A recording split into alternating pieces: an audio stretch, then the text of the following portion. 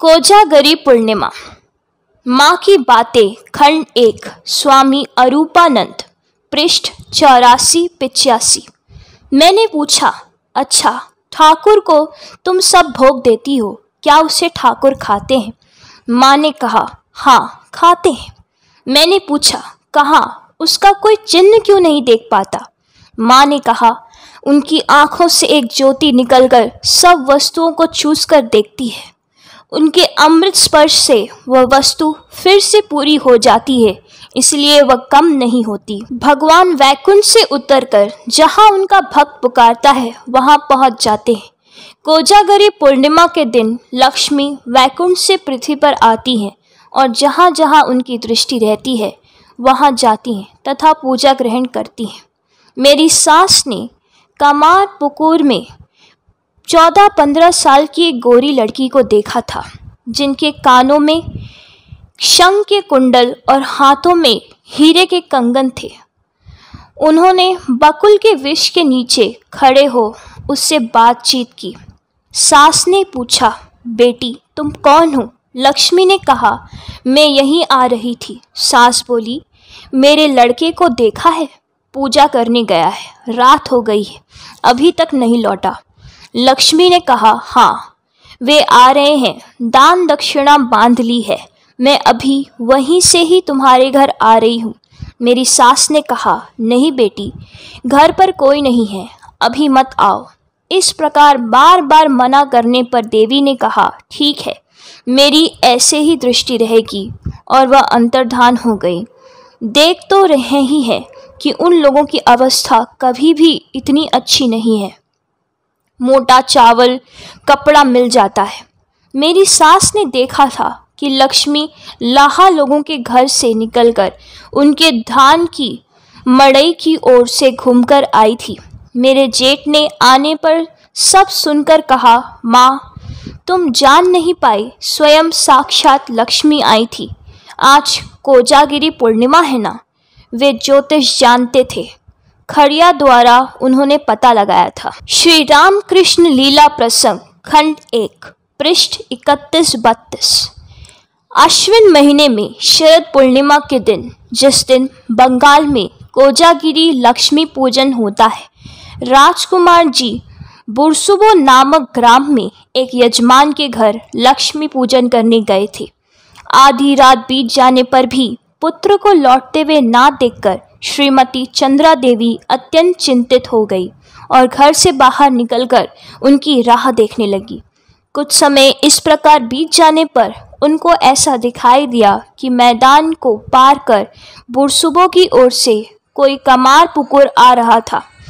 उनका पुत्र आ रहा होगा यह समझकर अत्यंत उत्साह के साथ 2-4 पग आगे बढ़कर वे प्रतीक्षा करने लगी, किंतु आगंतुक व्यक्ति के निकट आने पर उन्होंने देखा कि वह राजकुमार नहीं अपितु एक परम सुंदरी रमणी विविध आभूषणों से भूषित होकर अकेली चली आ रही थी। पुत्र की अमंगल आशंका से श्रीमती चंद्रा देवी अत्यंत व्याकुल हो उठी। इसीलिए एक अच्छे घर की युवती रमणी को गहरी रात में इस प्रकार अकेली आती हुई देख वे विस्मित नहीं हुई। उनके समीप जाकर सरल भाव से उन्होंने पूछा, माँ तुम कहाँ से आ रही हो? रमणी ने जवाब दिया, बुरसुबो से। श्रीमती चंद्रा देवी ने तब अत्यंत व्याग्रता के साथ पूछा, मेरे पुत्र राजकुमार के साथ क्या तुम्हारी भेंट हुई? वह लौट रहा है? एक अपरिचित रमणी के लिए उनके पुत्र को पहचानना कैसे संभव हो सकता है? यह बात उनके मन में एक बार भी उदित नहीं हुई। सांत्वना देती हुई वह रमणी बोली, हाँ तुम्हारा पुत्र जहाँ पूजन करने गया था, मैं उसी घर से आ रही हूँ। चिंता की कोई बात नहीं है, तुम्हारा पुत्र भी आने ही वाला है। श्रीमती चंद्रा देवी तब कुछ शांत हुई तथा दूसरी ओर ध्यान देने का उन्हें अवसर मिला। इस रमणी को असामान्य रूप, बहुमूल्य वर्द तथा नवीन नवीन आभूषणों को देखकर और उनके मधुर वचनों को सुनकर वे बोली, माँ तुम्हारी उम्र भी अधिक नहीं है, इतने गहने पहनकर इस गहरी रात में तुम कहाँ जा रही हो? तुम्हारे कान में यह क्या गहना है? रमणी ने मुस्कुराहट के साथ जवाब दिया, इसका नाम कुंडल है।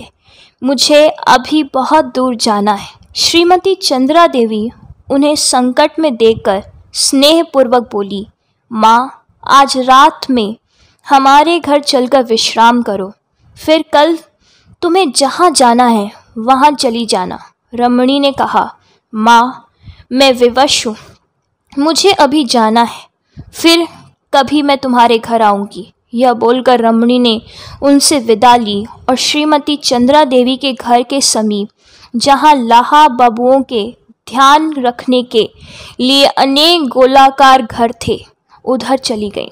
मार्ग को छोड़ उन्हें उस ओर जाती हुई देखकर चंद्रा देवी विस्मित हुई। रास्ता भूलकर संभवतः वे उधर गई हैं, यह समझकर वहां उपस्थित हो वे चारों ओर अच्छी प्रकार से उन्हें ढूंढने लगी, किंतु उनका कुछ भी पता नहीं चला। तब उस रमणी की बातों को स्मरण कर उनके मन में सहसा यह भाव उदित हुआ कि उन्हें साक्षात श्री लक्ष्मी देवी का दर्शन तो नहीं हुआ। तत्काल ही घबराती हुई अपने पति देव के समीप पहुंचकर उन्होंने सारा वृत्तांत कहा। श्री शुद्धि राम जी सब कुछ सुनने के पश्चात उनको साहस प्रदान करते हुए बोले, श्री लक्ष्मी देवी ने ही कृपा पूर्वक तुम्हें दर्शन दिया है। राम कुमार जी भी कुछ देर बाद घर आकर जननी से उस वृत्तांत को सुनकर अत्यंत विस्मित हुए। जय श्री राम कृष्ण।